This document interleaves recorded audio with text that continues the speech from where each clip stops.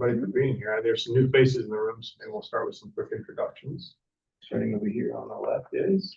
Oh, Allison Hearn, I'm the staff attorney. Hello.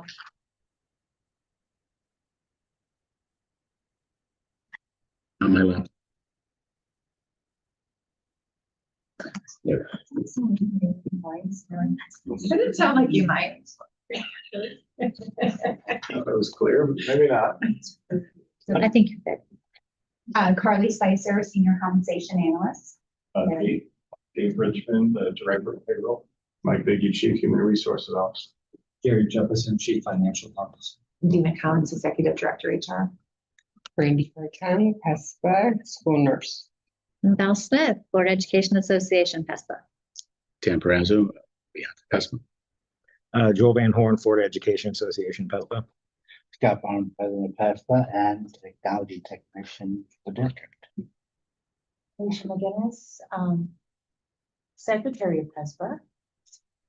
And I'm a credit typist too. Anyone else want to share? You don't have to. Anyone else? You guys good? Well, I'm dead shaking now. Well, welcome back. And so I'm David Keene. I'm an MBA at Bar Elementary. nice to meet you, David. Thank you for joining us. First time in a meeting. Yay. Thanks. You guys are good back there?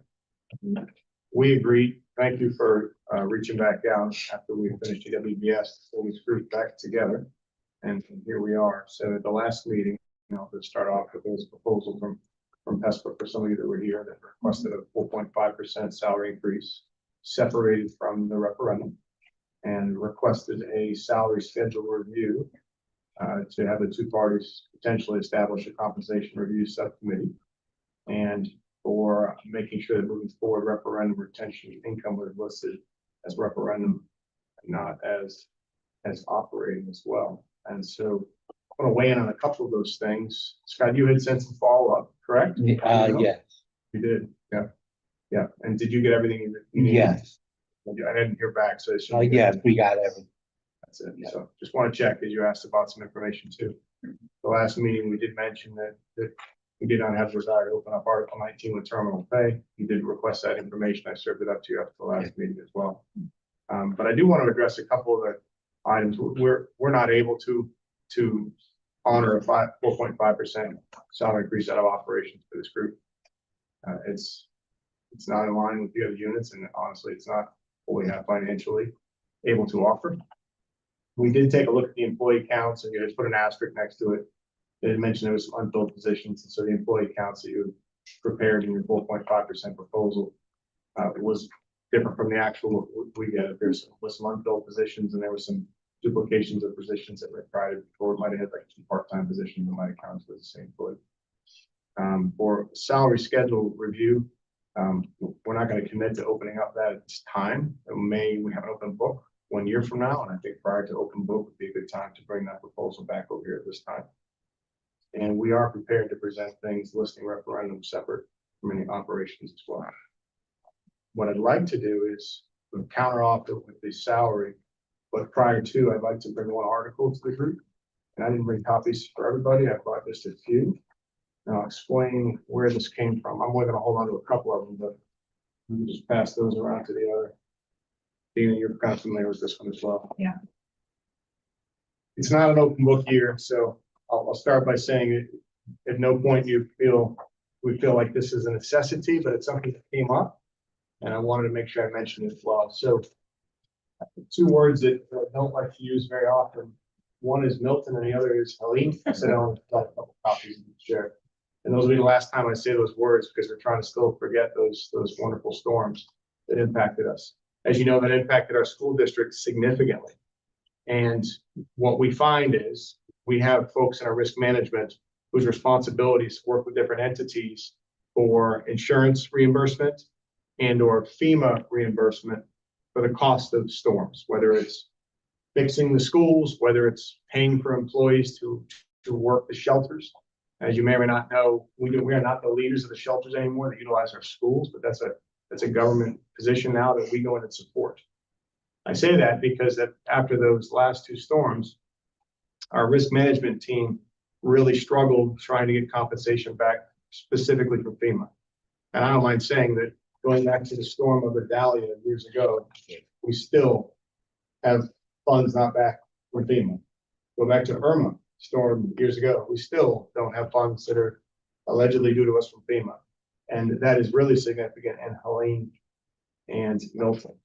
And so what the proposal is in front of you was actually worded by our risk management team, because FEMA said, if you had worded it like this, it wouldn't be a problem for us to help reimburse the district for funds. So when we have people work storms, we pay them overtime for the time that they're on. And then when we struggle with reimbursement, it becomes a hardship that Gary knows well. And so what's in front, and let me start by saying, we haven't utilized PESPA staff in storms in the last few storms. And we don't anticipate that because that's not really what we do. That's not. With the exception of nurses. Nurses, excuse me, yeah. Good I point. was gonna say, wait I a was minute. thinking from a clerical standpoint. Or PTSD. Yeah, I know, well, I'm trying to forget the storms, but we probably, we don't anticipate any storms, but the language here was minor edits to the language in the contract, along with adding a couple paragraphs that better clarifies it. So I'll explain the process. So in your Article 10, it speaks to shelter duty. It says in accordance with Florida statute and board policy, designated support services professionals. And they asked that we add a few words there, identified as essential personnel, such as nurses. Will report to shelter duty. District personnel will prepare and distribute a shelter duty assignment list based on hiring seniority.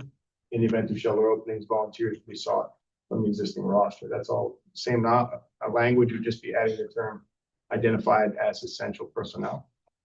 These volunteers are placed upon the roster the means school year after completing shelter duty. If there are not enough volunteers to fill positions required, school duty assignments will revert to the beginning of the shelter duty assignment list based on seniority, recent hire at the top of the list. That's the same language. In the last paragraph of that article, it goes on to say, all supporting service professionals who serve shelter duty will be moved to the bottom of the shelter duty assignment list for the current school year of the event. Assignment list will revert to seniority for the following and subsequent school years. And what we're asking to do is strike out two sentences there and replace it with two different paragraphs. The two sentences that would be strucken are all supporting services professionals will be paid pursuant to the reimbursement guidelines established by Federal Emergency Management Agency, which is FEMA, for public employees required to provide shelter duty service during emergencies. FEMA's feedback to us was, we don't provide the guidelines of how you do that. That's for you to determine. So we added in two paragraphs, one that says paid during emergency closures. In the event of an emergency closure, the school board of Taos County, Florida may authorize payment to employees for scheduled work days missed due to the closure when such days are not required to be made up at a later time. Any authorization for payment shall be approved through the board resolution or other official board action and shall identify the public purpose served by the expenditure. And the second paragraph speaks to those that actually work for shelter. Premium paid during disasters upon authorization by board resolution or other official board action and consistent with the terms of such authorization. Non-exempt employees who are designated or directed by the district to perform emergency response and help cover work in connection with a disaster or emergency declared by a federal, state, or local authority or by the board shall receive premium pay at 1.5 times their regular hour rate for all hours actually worked in such assignment up to 40 hours in a work week. So the request is for you to consider adding that in and updating that language in that article so that we have a little less red tape with FEMA on. Does that include, does that what hours at the 1.5 or is that like callback pay 1.5? Rephrase your question. Okay, because I'm on a 40 hour, I'm one of the few still left working 40 hours.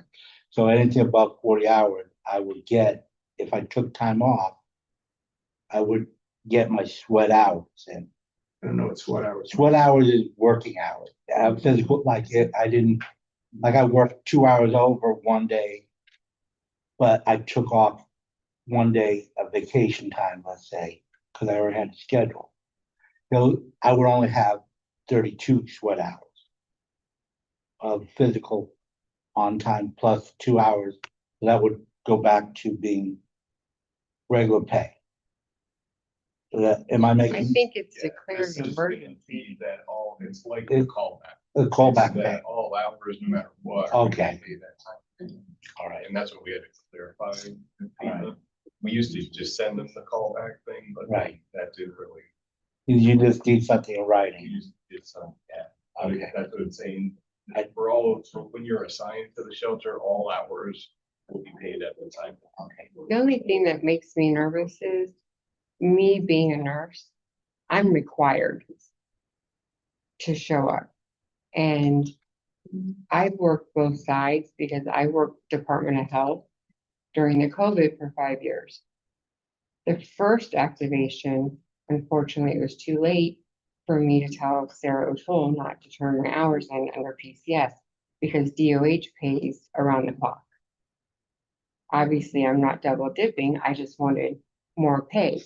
So when I went to Erin Bates, who is in, preparedness at DOH, she says, well, the school board fills out the same employment wage form that we do for reimbursement to pay, to pay the employees' hours. So, but we only got hours worked. They weren't, the school board wasn't gonna pay us. So the second activation, I said, don't pay me through the school, I'll just take my DOH pay. And it was paid 24 hours from the time we were activated till the time we were dismissed. The where shelters were set up the last two storms were when on duty, unless you were stuck there, right? And so I think as you. Yeah, I think that's where it all got muddy because people were finding out DOH was getting paid one way, we were getting paid a different way. I was fortunate enough to be able to have, not anymore, because the funding ran out for COVID and. Sure. But I think the nurses need to have a different, because we are required. But you still could represent either group, DOH or Pinellas County? Or- No. That the COVID funding was Right. pulled, so it was nice while it lasted.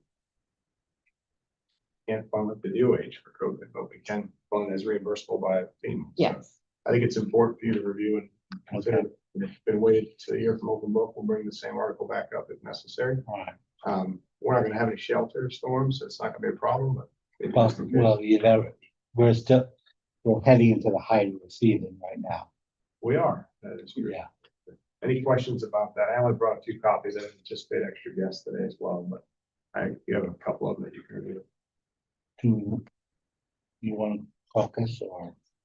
No, let's go ahead and receive the economic response and then we can determine if we need to caucus. so basically if you serve, then it's still good at the bottom. Yeah.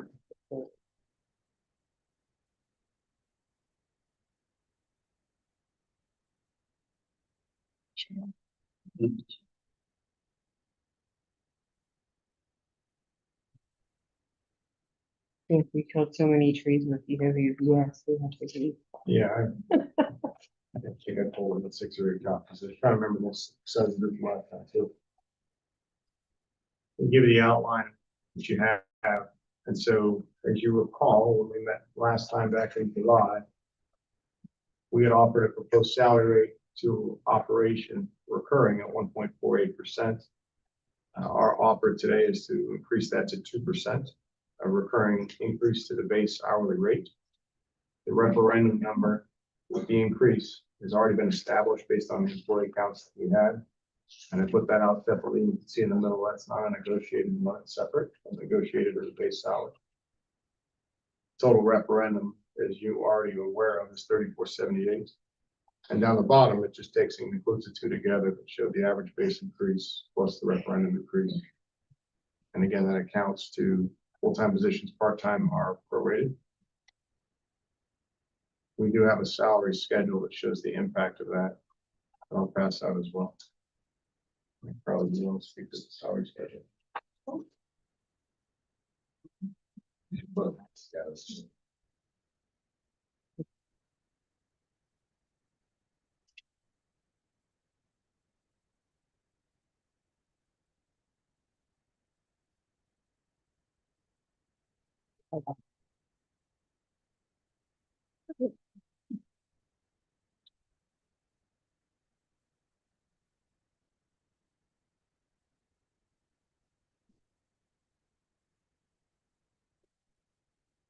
On compensation, Carly prepares and implements salary schedules, so if you want to take a moment, to speak to that. The proposed schedule that's in front of you is separated by our current schedule, 25-26. The proposed schedule, this shows an employee receiving a 2% increase. And by receiving that, you would move a level. This is what that proposed change and update for the raise would look like in your middle section. And finally, that bottom portion just shows you that percent, that 2% is being applied to all, with the exception of the starting. And that means that a new hire would not receive the same raise or salary that, you know, someone who's been here would be receiving. Thank you. You're welcome.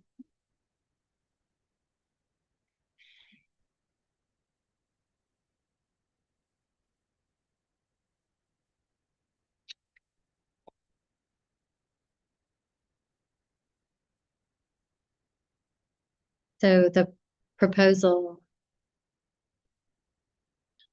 the proposal makes adjustments across the entire salary schedule to flatten it to 2% That is for correct. each step. That's correct.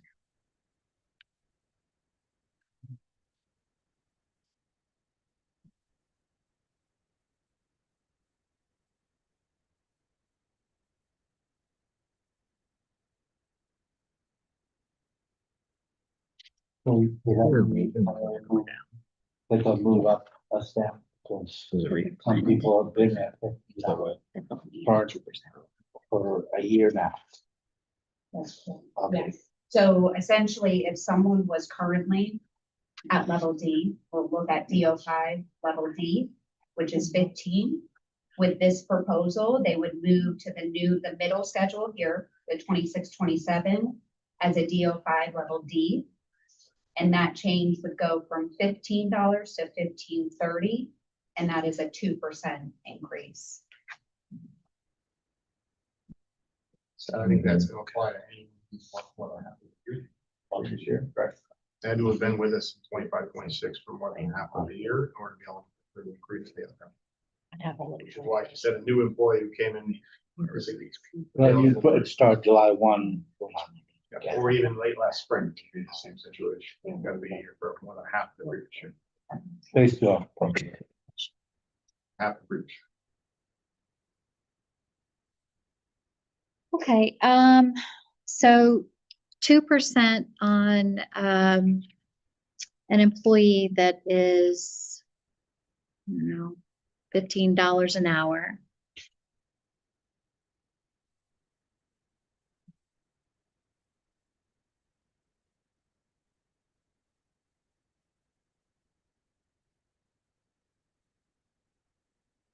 We're showing an average, right, for the employee group of the total increase is $1,124. So that takes into account folks who are making significantly more than $15 an hour, right? And working year round. And we have many folks that are not year round, right? Say it again. Year round. We have both, yeah. So has there, in preparation for open enrollment, has the new schedule for premiums that folks will need to meet in order to cover themselves, their family, and whatever, has that been posted yet?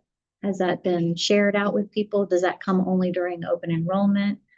When does that come out? Sure, it's been already TA'd by all four associations that have the document at the last session we had. I think you sent something out.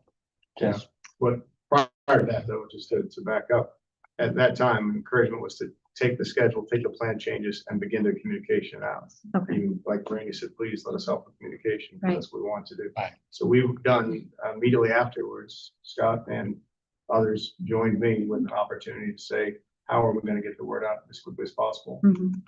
I've met with a group, my communications team and our risk management team about 5 different times since then to pull together some guiding documents that would be very helpful. That went Right. out to all PCS employees actually today, was presented at ELT today. Okay. Just gonna hit our website as cleanly as it can. We have to update a little bit too. Currently working on getting the Netflix guide updated, Mhm. which does take a little bit of time. We'll be in front of principals next week. And I'll be in front of employee wellness champions 4 times over the next week or so to make sure they get that out. Connie Womack from our risk management team has already reached out to 3 of the leads from a different group. So some of our SEIU folks that aren't on the computers much, we want to make sure we take special care of them and get out to their areas like transportation. But Scott has all that timeline to see really very good. So Okay, great. well in advance of open enrollment, which is not until October 14th to Good. November 2nd. So we want to make sure every employee has the information, most importantly, does their research and makes the best decision for them and their family. That was the intent of EWS. Thank you for your participation on that. Thank you for having us. Yeah, we've been very, very clear about it. We got it out there well. So, but it's TA by all the groups. which is And wonderful. I'm sure we'll be meeting once again prior to open enrollment to let everybody know what's happening with our group, basically. The You want to EWBS. specific or EWS? Well, you said we're gonna meet, Yeah, Every- 6 to 8 weeks. Yeah. yeah, The hope is maybe right before open enrollment, want to get the communication going out and see how it's going and how is it feeling? What are you doing to share with your I'm members? gonna send out emails. But that group to recommit to the EWBS, so as a way of work, meeting every 6 to 8 weeks throughout the year, that's still our commitment. Okay. The first meeting will probably be at the back end of September. I want to see how we begin to get communication out first. And we did a good job communicating last year. Yes, I expect every employee to do their due diligence looking, and it won't be, if they don't, it won't be because they didn't have every opportunity to do so, so. I was just telling someone the other day about the $75. They didn't realize it because they hadn't been taking the school board insurance. I said, you can put that in your FSA. Go elect to it, and click for that and say you're not, just get that benefit. Right. There's a lot of benefits to it, so. You know what? I'm sorry, I didn't mean to interrupt. So that's okay. You know how when we do open enrollment, we'll have like 3 dates of like a webinar or something? Those are hard, 3 dates of what, I'm sorry? like webinars, like people explaining the benefits and stuff. Take a look at the attachment you got, if we have like 6 different times at different times. Oh, of is the there, day. I haven't Yeah, looked at it yet. All Zoom And it's meetings. gonna be recorded, we're gonna When reinforce did that that come? Yes, today. Yes, Insider came out today. Okay, Yeah, we needed I'm to get it. sorry, I haven't had a chance. Okay, we need to get some communication out to everyone as one of our first ways, but, and they're also, we not just referring someone to a link, but literally a QR code, Right, click it. We're not asking people to register, just show up to the session and hear more about it. With also on that information, this is how you can get a hold of Aetna to get us one-to-one. This is how you can speak to our Aetna on-site rep. This is how you can speak to a member of our risk team. This is how you can walk in and visit risk management, get your needs met too. So I think we're pretty far ahead of the game considering it's six weeks away. Hope that answered your question. No, I'm glad that word's getting out and hopefully people are looking real carefully at what their options are. What we want to do this year was not send out this draft and this draft. What we did last year, because it was a plan change, so we would send a document out, we'd make another nice document, another nice document. By about the 5th document, people were going, and they all said the same Which one thing is different ways. And you started to confuse people. We said, we Sure. need something that's a front, back, 2-page, QR codes, guiding This the right is direction. very clean and nice.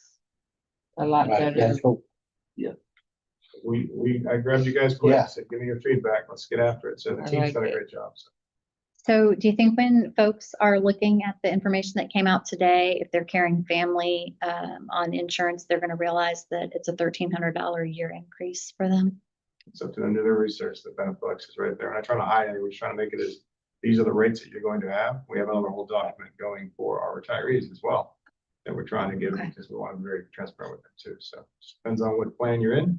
Mhm. And then the key is know what plan you're in, right? Mhm. Know what your options are and choose wisely. So What does it mean, the dental plan that you're currently reviewing? we have to renew the rates for them. Oh, for so January we're up for 27. renewal. Can we find somebody better? We Let me in on that bargaining with that, please. and MetLife have run some pretty decent plans. It does not cost much for dental. and Well, it's not that, it's just what they cover. We also have a fixed rate situation there too. That's not a negotiable rate. Mm. That's what. So to be clear, what we're looking at in the proposal is 2% in addition to the 568 that's coming from the referendum increase.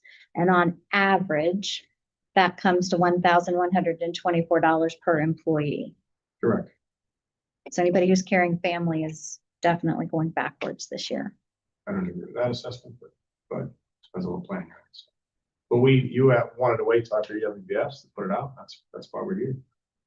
And we did get the family plan down a lot lower than it was. And we had many an EWBS meetings to review all of our plans along with all of our comparables, all of our benchmarks from other counties that are all significantly higher than Mouse office. I And the know, requirement, what we had to do to attempt to keep a self-insured. Yeah, I would say it's been, I know everybody was on all sides were like, let's get this done. it was hard. It was real hard. Yeah. We took it very seriously. So the 2%, and this is the flattening out of the schedule to demonstrate it'll be 2% across the entire schedule.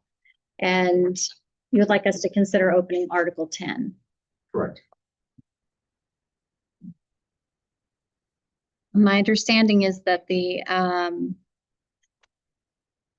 teachers have concluded negotiations and also signed off on an additional day of bereavement. Is that part of what's being presented to PESPA? I didn't bring that. 11:10 if you have a request, I assume you have it ready. I do. You actually signed the bereavement. That was a reoccurring MOU, not reoccurring, but a new MOU from year before.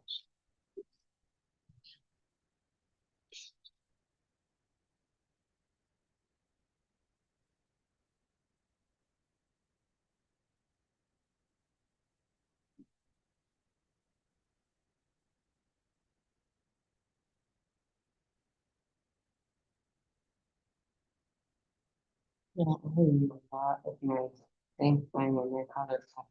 So this would have been nice.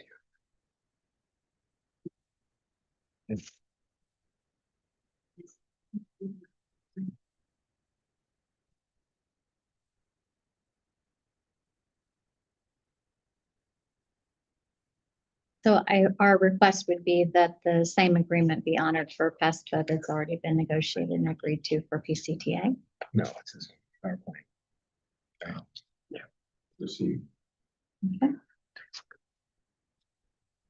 Thank you for providing the information we requested regarding bereavement. A couple points I'd like to make about bereavement. Looks like it's not excessively utilized in the district. You reported 8.33 bereavement days in 25-26. So not an excessive expense. And what is the actual cost of a bereavement day to the district? So our bereavement so this particular unit is through sick leave bank. So that's why you're looking at those dates. It's through the sick leave bank membership. And they have to utilize their days. I'm sorry, I can't remember that. But sick leave, one day would be the 1 day of pay for them. But right now for this particular group, they have to be a sick leave bank member to get the bereavement reimbursement. Oh, gotcha. So last year, PCTA had an agreement, an MOU for a day of bereavement leave that did not apply to the rest of the employees in the district. So when my father passed, I had to Okay. use my bank. Okay. And then we did express interest in taking a look at the terminal leave pay. And I understand that the way that currently sick leave is paid at separation is retirement or death only, right? That retirement or death. And we have multiple bands that extend beyond what the maximum state statute will allow. State statute says at year 13 plus, the district is able to pay out accumulated sick leave at 100%. Thank you for providing us with the breakdown by band. This will give us some idea about how to begin thinking about the costs that might be associated with making adjustments to that. Has the district ever entertained the option of allowing folks who've been exceptionally judicious with their accumulated sick leave to be able to cash out at 80% as allowable under statute? I can tell you in the couple of years that I've been here now, but it's not to say that it hasn't. Dave's been here a little bit. Yeah, I mean, people are brought it up because it's in statute, but if it was something, because we don't pay at retirement, it's hard to cost that out to know Right. if that's worthwhile. Mhm. You know, because you have the benefit if you're paying it out early and somebody's gonna retire later, but you don't know Save if money that on person's it. just gonna leave. and Right. Then you're paying out something that. Right. God bless It's you. just been difficult to determine if that is a cost effective for the district to do that. Got you. Okay. But has there been any proposals to that effect or discussion at the bargaining table to that effect? Not as far as I've been part of the bargaining team, but it's, that's one thing. Okay. Okay. So, we understand that we are not full book and we're not cracking open articles. Our conversation and the proposal that we provided last time we met, we did ask for a compensation review committee with the intention that if you started that work now or in the next coming months, you would have ample opportunity to complete that work before full book negotiations begin. That way you're starting with it rather than having it be the reason that full book negotiations drags out. And so I think I would ask again, perhaps to reconsider, not that a subcommittee is doing the work of the bargaining team, but is doing preparatory work that would make an open book a little bit easier. Yeah, I understand the request. There's also multiple groups into this particular salary scale, which makes it a little more complicated than that too. And so even that, I know that the intent was to look at the scale and deal with some compression issues too. But how things are applied on there decompresses 2% at the top, decompresses 2% at the lower end as well too. So we'll reconsider wintertime. I think open book is typically a spring. And at the same time, if we can do something like that, if it's worth all of our time, we will. But we've got some pretty skilled folks that are dealing with compression issues on the scale already, but it also impacts multiple union groups too. Who else is on the scale? SCA. So if we signed off on this today, what difference would it make to them? Would it, Which question is that? Around the decompression of the subcommittee I mean- or on the salary? around the salary, like SEIU's on this schedule too, if we signed off on it and they were continuing negotiations, how would it impact their negotiations? It would impact their negotiation. No question. Okay, They're meeting tomorrow. all right. Do you have anything else for us? Because this time we're good. Okay. You want us to give you some time? Or you want- Yeah, I think this is gonna be one we'll need a little bit more to digest. Why don't we look at another time to come back?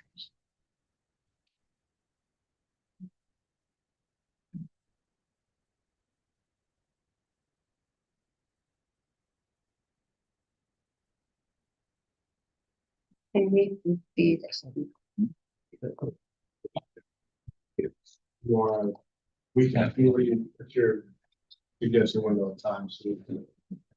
Um.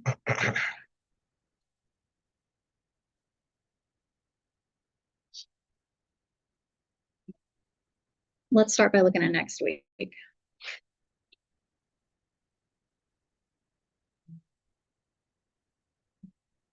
If you guys have it for on the 31st, Monday, Come back Monday, will that work? 4 o'clock. 1 week from. Perfect. Thank you. Mhm. Okay, I'll say perfect. 4 o'clock. Yes, please. Yeah.